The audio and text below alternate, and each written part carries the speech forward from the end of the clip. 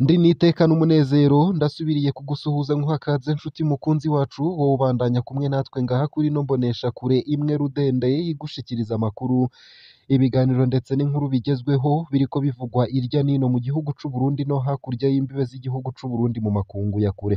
Ndaguhaye kaze, ndaguhaye mwiriwe neza cange mwaramutse bivanye naho udukurikira uherereye.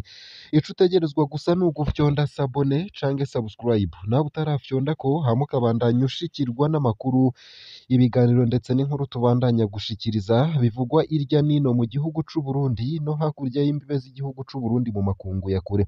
Ndaguhaye kaze nanakwipfuriza kubandanya uraroranirwa mu vyo uriko urarangura uwo munsi. Ico utegerezwa gusa ni ugufyonda sabone cange subscribe, nawe utarafyondako hama ukabandanya ushikirwa n'amakuru, ibiganiro ndetse n'inkuru tubandanya gushikiriza bivugwa irya nino mu gihugu c'u Burundi ndetse no hakurya y'imbibe z'igihugu c'u Burundi mu makungu ya kure.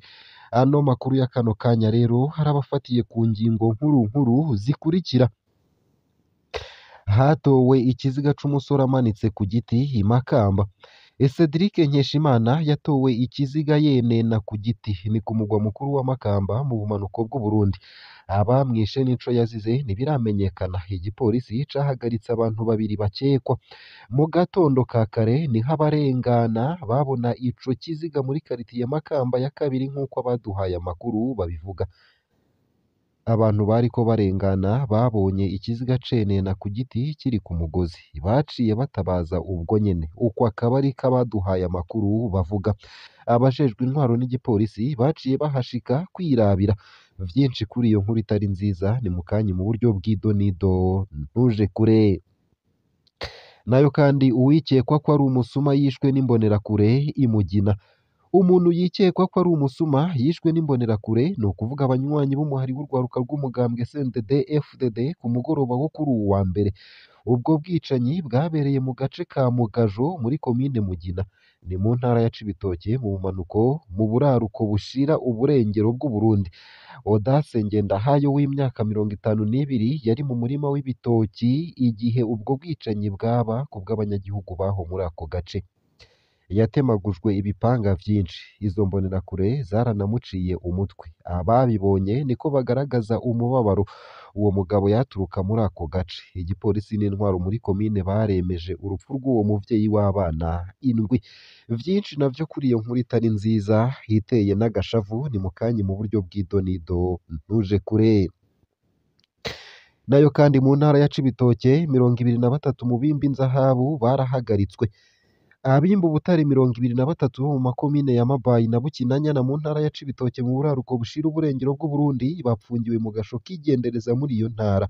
Buramatari w'intara ya Cibitoke aragabisha abimba ubutare mu kinyegero. Ivyo biharuro vyegeranijwe mu kiringo c'ukwezi. Abimba ubutare bose bahagaritswe bakorera mu kinyegero ku bw'amakuru hava mu bajejwe umutekano. Kuva mu ntango z'umwaka abimba ubutare barenga 25 barapfuye biturutse ku masanganya yo ku birombwe vyimbwamwo inzahabu mu kinyegero. Vyinshi kuri iyo nkuru navyo ni mukanya mu buryo bw'idonido, ntuje kure. Isayo gusa ayo hamwe n'ayandi ni mukanya mu buryo burambuye, ntuje kure. Ico utegerezwa gusa ni ugufyonda sabone cange subscribe, nawe utarafyondako hama ukabandanya kumwe natwe. Ano makuru ku buryo burambuye nonyemerere nyatangurire kuri ino nkuru ivuga ko hatowe ikiziga c'umusore amanitse ku giti i Makamba. Cedric Nkeshimana yatowe ikiziga yenena ku giti ni ku mugwa mukuru wa Makamba mu bumanuko bw'u Burundi. Abamwishe n'ico yazize ntibiramenyekana. Igipolisi cahagaritse abantu babiri bakekwa. Mu gatondo ka kare niho abarengana babona ico kiziga muri karitiye Makamba ya kabiri nk'uko abaduhaye amakuru babivuga. Abantu bariko bararengana babonye ikiziga cenena ku giti kiri ku mugozi. Baciye batabaza ubwo nyene, uko akaba ariko abaduhaye amakuru bavuga. Abajejwe intwaro n'igipolisi baciye bahashika kwirabira. Abanyagihugu bavuga ko bamenye uwo muntu ko ari Cedric Nahimana yaheruka guheza amashure y'ubuvuzi, ubu akaba yakora muri farumasi iri ku mugwa mukuru w'intara. ibijanye n'urupfu rwiwe ntibiramenyekana. Abamubonye bavuga ko ata gikomere yari afise, bakemeza ko hashobora kuba yarishwe bagaca bagira nk'aho yoba yiyahuye, kubera ko bemeza ko babonye ahaciye amapine hashasha y'imodoka hafi y'ico giti yari amanitseko. Mugabo amakuru ava muri komine ya Mabanda,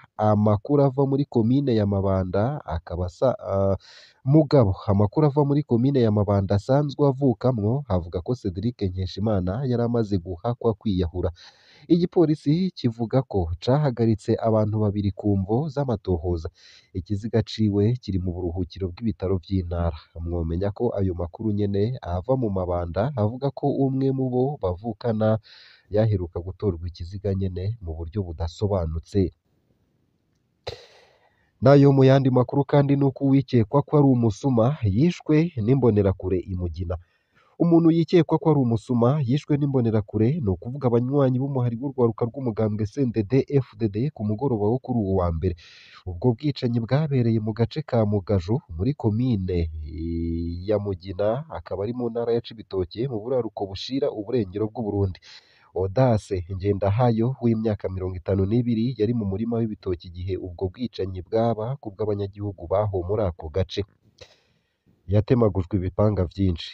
Izo mbonerakure zaranamuciye umutwe. Uko akaba ariko ababibonye bagaragaza umubabaro aho uwo mugabo yaturuka muri ako gace. Igipolisi n'intwaro muri komine baremeje urupfu rw'uwo muvyeyi w'abana indwi. Audace Ngendahayo yaciye ahambwa ubwo nyene n'imbonerakure kw'itegeko ry'intwaro muri komine. Ababibonye babwiye SOS Media Burundi natwe dukesha iyi nkuru ko abo mu muryango wiwe batagiye mw'ifubwa ryiwe. Umwe mu baharanira agateka ka zina muntu akorera mu ntara ya Cibitoke ahanura abanyagihugu kuvavanura n'ingeso yo kwihanira. Julienne Ndayihaya, musitanteri wa komine Mugina, aremeza ko amatohoza yatanguye kuri ubwo bubisha. Nayo mu yandi makuru kandi nuko mu ntara ya Cibitoke 23 mu bimba inzahabu bahagaritswe. Abimba ubutare 23 bo mu makomine ya Mabayi na Bukinanyana mu ntara ya Cibitoke mu buraruko bushira uburengero bw'Uburundi bapfungiwe mu gasho k'igendereza muri iyo ntara. Buramatari w'intara ya Cibitoke haragabisha abimba ubutare mu kinyegero. Ivyo biharuro vyegeranijwe ku kiringo c'ukwezi. Abimba ubutare bose bahagaritswe bakorera mu kinyegero kubw'amakuru hava mu bajejwe umutekano. Kuva mu ntango z'umwaka abimba ubutare barenga 25 barapfuye biturutse ku masanganya yo ku birombwe vyimbwamwo inzahabu mu kinyegero. Nubwo amasoko yacu yemeza ko abahagaritswe barungitswe gupfungirwa mu gasho k'igendereza mu Cibitoke, imiryango yabo ivuga ko itarigera imenyeshwa aho bapfungiwe. Nibatubwire aho bapfungiwe kandi babashengeze imbere y'ubutungane bacirirwe urubanza hakurikijwe amategeko. Ahandi ho iryo ni ipfungwa ry'agasakisaki. Uko akaba ariko bivugwa n'imiryango y'abo bimba inzahabu bapfunzwe. Ntibashimye ko bimenyekana ku mvo z'umutekano wabo. Bamwe mu ndongozi z'amakoperative azwi n'amategeko babwiye SOS Media Burundi dukesha iyi nkuru bati twarumvise ihagarikwa ry'abo bimvyi b'inzahabu ariko ntituzi aho bapfungiwe. Umwe mu nyamiramabi mu gipolisi yabwiye SOS Media Burundi ko abo bagabo bariko barabazwa n'igendereza ariko ntiyashimye kuvuga menshi. Ayandi masoko mu Cibitoke avuga ko hari ibintu vyo kwihorahorana.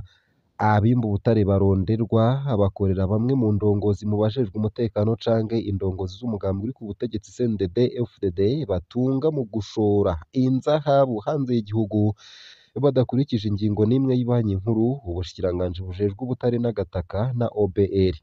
Ivyo bikaba ari vyo vyashavuje urundi ruhande rw'umugambwe uri ku butegetsi rutaronse ku mukate. Kareme Bizoza, buramatari w'intara ya Cibitoke, yemeza ko abantu bimba ibirombwe vy'ubutare mu kinyegero bashobora guhanwa nk'abakora ivyaha vyo guhungabanya ubutunzi bw'igihugu. ngaha akaba ariho nsoreje ano makuru nari naguteguriye ariko avugwa irya nino mu gihugu cacu ciza c'Uburundi ndetse no hakurya y'imbibe z'igihugu cacu ciza c'Uburundi.